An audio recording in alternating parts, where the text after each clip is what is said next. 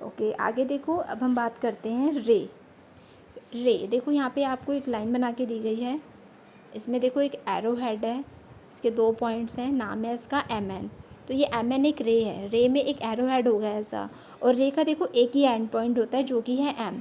देखो एंड से तो हम इसे जितना चाहे उतना मर्जी बड़ा कर सकते हैं, तो इसका एक एंड पॉइंट है। समझ में आया? रे क्या है? रे को हम देखो यहाँ से जितना चाहे उतना बड़ा कर सकते हैं। अब आगे देखो, इंटरसेक्टिंग लाइंस। देखो वो लाइनें जो आपस में एक दूसरे को काटती हों उन्हें कहते हैं इंटरसेक्टिंग लाइंस। देखो यहाँ बना के दी गई है आपको,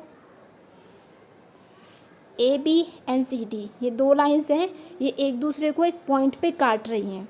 तो जिस पॉइंट पे ये एक दूसरे को काट रही हैं, देखो ये वाला पॉइंट, इसको नाम दिया गया है P।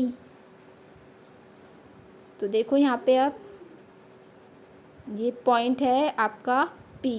अब ये 2 लाइनें AB और CD इस P पॉइंट पे आपस में एक दूसरे को काट रही हैं, तो इस पॉइंट को कहते हैं इंटरसेक्शन।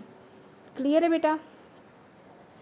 अब देखो यहाँ पे हमारे अल्फ़ाबेट्स में एक लेटर है, लेटर X, और जो हमारा प्लस का साइन है ये दोनों लाइनें जो लग रही है, देखो ये इंटरसेक्टिंग लाइंस के एग्जांपल हैं।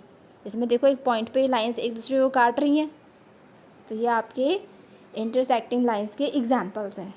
क्लियर है? चलो अब हम स्टार्ट करते हैं अपनी एक्सरसाइज 6.1।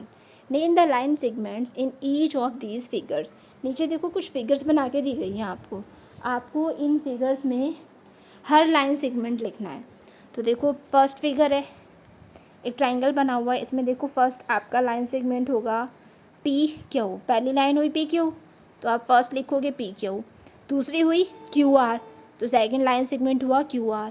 तीसरी हुई PR, तो आज के 3 लाइन सेगमेंट्स हैं, 3 लाइन से बना हुआ है फिगर, तो इसके लाइन सेगमेंट्स हुए PQ, QR, PR।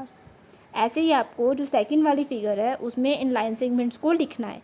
इसमें 4 लाइंस हैं, 4 लाइन से बनी है फिगर, तो 4 लाइन सेगमेंट्स होंगे जिन्हें आप नीचे लिखोगे।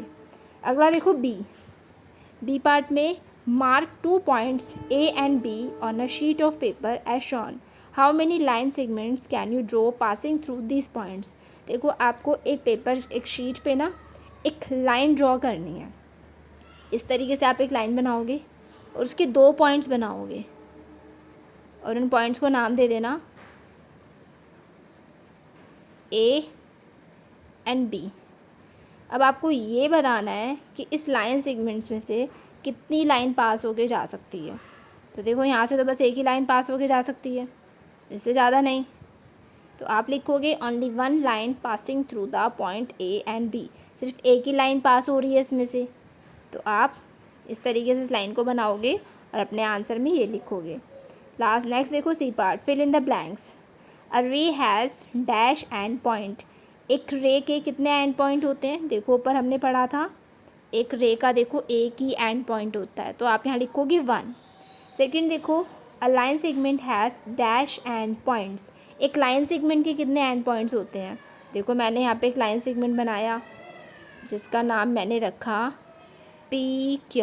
तो देखो बताओ इसके बताओ कितने एंड पॉइंट्स हैं। देखो P भी इसका एंड पॉइंट है, Q भी इसका एंड पॉइंट है। इसे हम ना तो P से ना Q से बढ़ा सकते, तो आप यहाँ लिखोगे इसके 2 एंड पॉइंट्स होते हैं, आप 2 लिखोगे। थर्ड देखो, a line segment has dash length. जो एक लाइन सेगमेंट होती है उसकी लेंथ कैसी होती है? डेफिनेट लेंथ, निश्चित होती है, उसे हम माप सकते हैं, तो आप थर्ड में लिखोगे डेफिनेट। फोर्थ देखो, a point shows a definite dash. जो एक पॉइंट होता है वो एक निश्चित क्या शो करता है? एक पोजीशन बताता है, तो आप यहाँ पोजीशन लिखोगे। लास्ट देखो fifth, a line MN is represented by. एक लाइन है जिसका नाम है MN। अब इसे हम और कैसे रिप्रेजेंट कर सकते हैं? देखो इसे हम MN भी बोल सकते हैं और NM भी बोल सकते हैं, तो आप यहाँ लिखोगे NM। क्लियर है बेटा? आपको एक्सरसाइज 6.1 के तीनों पार्ट्स क्लियर हुए, समझ में आए? तो आपको इन तीनों पार्ट्स को अपनी बुक में करना है। और आज हमने 2 एक्सरसाइज करी है, 5.11 एंड 6.1। इन दोनों को आप अपनी बुक में करोगे और इनकी अच्छे से प्रैक्टिस करोगे। तो ओके स्टूडेंट्स, आज के लिए इतना ही काफ़ी है। आपसे फिर होगी मुलाकात नेक्स्ट वीडियो में एक्सरसाइज 6.2 के साथ। Thank you.